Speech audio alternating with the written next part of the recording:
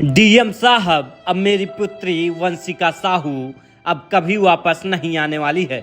इसलिए हम चाहते हैं कि भविष्य में कोई भी मरीज डॉक्टर अभिषेक मिश्रा के गलत इलाज और लापरवाही का शिकार न हो। इसलिए मेरी आपसे प्रार्थना है कि मासूम बच्चों के स्वास्थ्य के हित में इस मामले को गंभीरता से लेने की कृपा करें और साथ ही डॉक्टर अभिषेक मिश्रा व अस्पताल पर मुख्य चिकित्सा अधिकारी द्वारा निष्पक्ष जांच कराने का आदेश दें। यह दर्द भरी निवेदन किया नगर के कोतवाली चौराहे के निवासी सिद्धार्थ साहू ने। उनकी दर्द भरी दास्तां सुनकर डीएम ने तत्काल सीएमओ को जांच का आदेश दिया।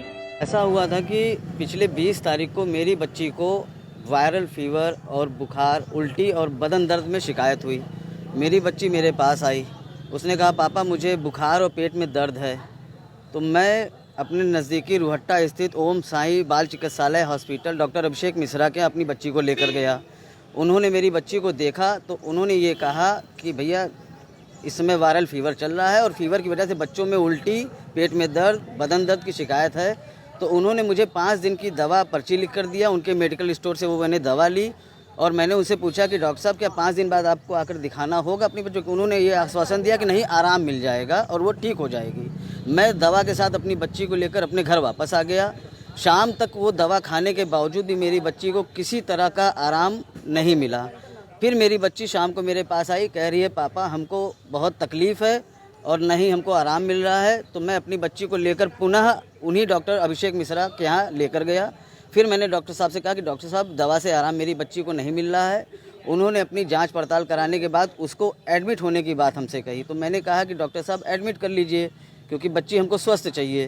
तो कहें 2 दिन आप एडमिट कर दीजिए, वो एकदम अच्छी खांसी हो जाएगी, वो दीपावली तक आपके घर चली जाएगी, हम डिस्चार्ज कर देंगे। तो उसके बाद पिता होने के नाते अपनी बच्ची के स्वास्थ्य के लिए मैंने उनके हॉस्पिटल में अपनी बच्ची को एडमिट कर दिया। 2 दिन एडमिट होने के बाद उन्होंने क्या ट्रीटमेंट की, क्या दवा चलाई, क्या डिस्क्रिप्शन उन्होंने मेरी बच्ची को दिया जिसकी मुझे कोई जानकारी नहीं थी। सिर्फ मैं गार्जियन के नाते अपनी बच्ची के स्वास्थ्य के लिए उनसे कामना कर रहा था, भगवान ईश्वर से चाह रहा था कि मेरी बच्ची बस स्वस्थ हो जाए। लगातार दूसरे दिन जब 22 तारीख को वो मेरी बच्ची को राउंड पर देखने आए हैं तो मेरी बच्ची ने उनसे ये कहा कि डॉक्टर साहब हमको आराम नहीं मिल रहा है। जिसके बाद उसकी उन्होंने अपने यहाँ उसी ग्राउंड फ्लोर पे जो कंपाउंडर्स रहते हैं उसकी फ़ाइल मंगाई, फ़ाइल चेक की और फाइल में फिर उन्होंने क्या दवा बदली या दवा उस कंपाउंडर से लगाने को कही।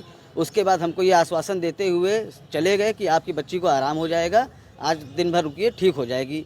तो उनके आश्वासन के बाद फिर मैं 22 तारीख को दिन भर अपनी बच्ची को लेकर वहाँ पड़ा रहा। लेकिन जब 23 तारीख आई तो उन्होंने ये कहा कि मतलब मेरी बच्ची को आराम नहीं मिला तो उन्होंने ये कहा कि एक इसका टेस्ट और करवा लीजिए।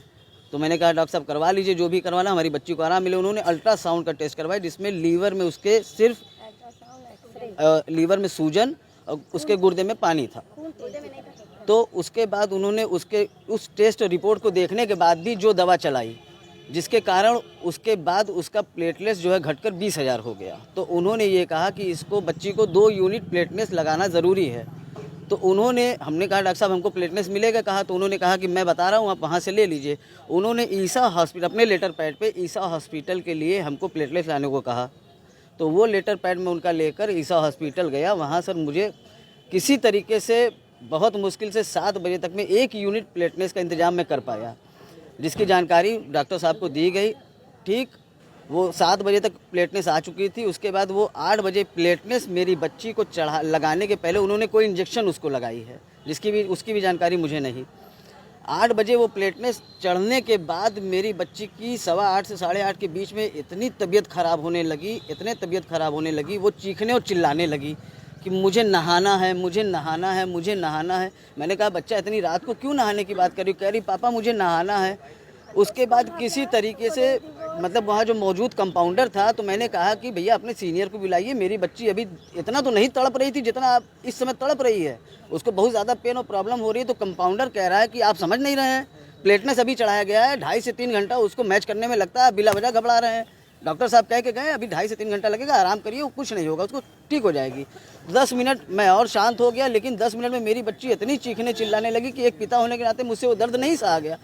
My name is Vanshika and my topic is West Bengal. West Bengal is state of India located in eastern part of country.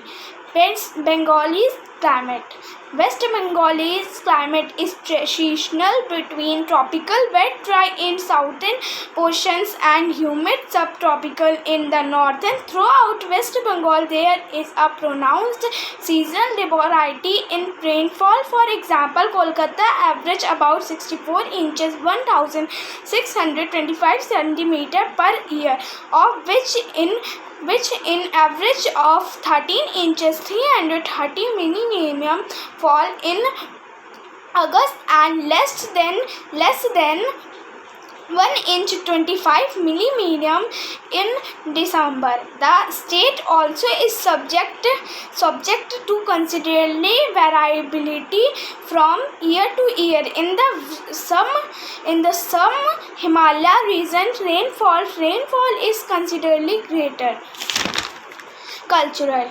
Bengalis have long fostered art, literature, music and drama. The brave tradition is a unique heritage of Bengali music, which has also been influenced by regional music to traditions. Songs written by Rabindranath Tagore and India classical music. Bengalis costume. The costume of West Bengal is known for its distinct feature and perhaps the most popular example of culture. Traditional dress of Bengali men in dhoti and kurta. Traditional dress of Bengali women is sari. Food. Bengali food. West Bengal famous dish chom chom, rasso malai and rassogullas. Thank you.